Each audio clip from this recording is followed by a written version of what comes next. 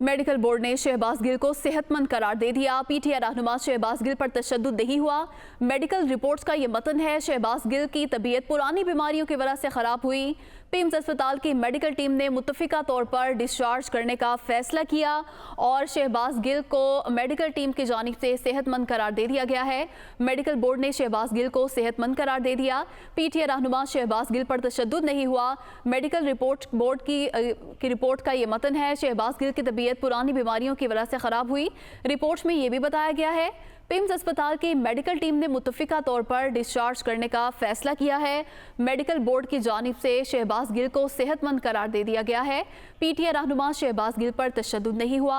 Medical board की ये report सामने आई है। शहबाज गिल की तबीयत पुरानी बीमारियों की वजह से ख़राब हुई। रिपोर्ट में ये भी बताया गया है और पिम्स अस्पताल की मेडिकल टीम ने मुत्तफ़िका तौर पर डिस्चार्ज करने का फैसला किया है और मेडिकल बोर्ड की जानिब से शहबाज गिल को सेहतमंद करार दे दिया गया है। और मेडिकल बोर्ड की जो रिपोर्ट सामने आई है उसमें यह भी बताया गया है कि डॉक्टर शहबाज गिल पर तशद्दुद नहीं हुआ और उनकी तबीयत हुई है और टीम ने मुत्तफ़िका तौर पर शहबाज गिल को डिस्चार्ज करने का फैसला किया है। मेडिकल बोर्ड की जानिब से उनका दोबारा से तिब्बी मुआयना किया गया और रिपोर्ट सामने आई है और रिपोर्ट में उनको सेहतमंद करार दिया गया है और ये भी वाज़ेह किया गया है कि डॉक्टर शहबाज गिल पर तशद्दुद नहीं हुआ और उनकी तबीयत पुरानी बीमारियों की वजह से ख़राब हुई है। शहबाज गिल जुडिशल मजिस्ट्रेट की अदालत में पेश। पुलिस ने शहबाज गिल के मजीद 8 रोज़ा जिस्मानी रिमांड की इस्तदा कर दी। जुडिशल मजिस्ट्रेट राजा फरूख अली खान ने पुलिस की दरख्वास्त पर फैसला महफूज कर लिया। शहबाज गिल के जिस्मानी रिमांड पर कुछ ही देर में फैसला सुनाएंगे। अदालत की जानिब से कहा गया, जबकि अदालत में शहबाज गिल की जानिब से कहा गया कि मेरी असल रिपोर्ट वो नहीं है जो इन्होंने पेश की, असल रिपोर्ट मंगवाएं। शहबाज गिल की जानिब से ये कहा गया और शहबाज गिल के वकील ने पुलिस के जिस्मानी रिमांड की दरख्वास्त की मुखालफत कर दी है, जबकि प्रोसिक्यूटर की जानिब से कहा गया कि कानून में नहीं लिखा कि बीमार शख्स का रिमांड नहीं लिया जा सकता। किसी भी मुल्जिम की जान कीमती होती है, तफ्तीशी मुकम्मल ख्याल रखता है। पुलिस के प्रोसिक्यूटर की जानिब से ये भी दलाइल दिए गए। शहबाज गिल की सेहत का इस हद तक मसला नहीं है। स्पेशल प्रोसिक्यूटर के दलाइल, अदालती ऑर्डर के बगैर भी तफ्तीशी अफसर एमरजेंसी तिब्बी मुआयना करा सकता है और कहीं नहीं लिखा हुआ कि कोई बीमार हो तो जिस्मानी रिमांड नहीं दिया जा सकता। इसी पर बात करेंगे। नुमाइंदा दुनिया न्यूज़ आमिर सईद अब्बासी हमारे साथ मौजूद हैं। जी आमिर, बताइए किस हवाले से।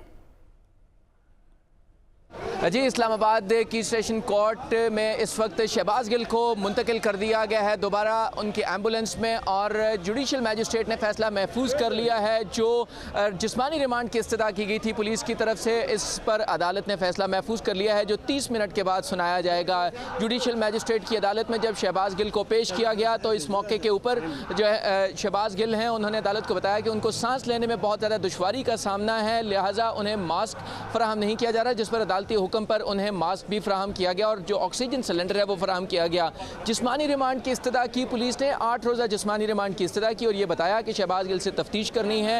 इस्लामाबाद हाई कोर्ट का भी हुक्म है, सेशन कोर्ट का भी हुक्म है, लिहाजा उनसे तफ्तीश करनी है। उसके लिए ज़रूरी है कि शहबाज गिल को 8 रोज़ा जिस्मानी रिमांड पर पुलिस के हवाले किया जाए। हम इसकी मुखालफत की जो शहबाज गिल के वकला थे फैसल फरीद चौधरी, और उनका ये मौक़िफ़ था कि क्योंकि अदालत पहले ही 2 रोज़ा जिस्मानी रिमांड मंजूर कर चुकी थी और 48 घंटे गुजर चुके हैं, लिहाजा अब मज़ीद जिस्मानी रिमांड नहीं दिया जा सकता शहबाज गिल का और शहबाज गिल को अब जुडिशल रिमांड पर जेल भेज दिया जाए।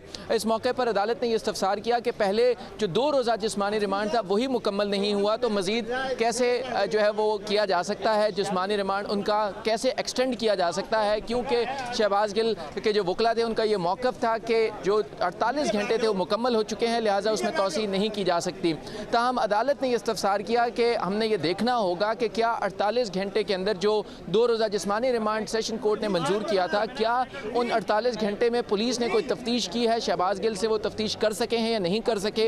इन 48 घंटों में हमें इसको देखना होगा, लिहाजा अब सेशन कोर्ट ने वकला के दलाइल मुकम्मल होने के बाद फैसला महफूज कर लिया है जो अब से कुछ देर के बाद सुना दिया जाएगा। ताहम अदालत बार बार ये सवाल कर रही थी दोनों वकला से, पुलिस प्रोसिक्यूटर से भी और जो वकील सफाई हैं उनसे भी, कि जो 48 घंटे 2 रोज़ कबल दिए गए थे पुलिस को, क्या उन 48 घंटे में कोई तफ्तीश हुई है या नहीं हुई, और अगर नहीं हुई तो क्या रिमांड जो है वो 48 घंटे अब शुरू होंगे या पहले जो शुरू हुए थे वो ख़त्म हो चुके हैं। इन सवालात के बुनियादी तौर पर अदालत ने जवाब मांगे थे, लिहाजा कभी इम्कान है कि शहबाज गिल का मज़ीद 2 रोज़ा जिस्मानी रिमांड मंजूर हो सकता है, क्योंकि अदालत बार बार ये सवाल कर रही थी कि क्योंकि 2 रोज़ के अंदर शहबाज गिल शामिल तफ्तीश नहीं हुए। इस मौके पर नई दरख्वास्त दायर की है शहबाज गिल ने। उनका ये मौक़िफ़ है कि जिन पुलिस एहलकारों ने उन पर तशद्दुद किया उनके खिलाफ मुकदमा दर्ज किया जाए और उनके खिलाफ कानून के मुताबिक कार्रवाई की जाए। उस पर भी अदालत ने कहा कि हम हुक्म पास कर देंगे और देख लेंगे कि क्या ये दरख्वास्त काबिल समाअत है भी या नहीं है।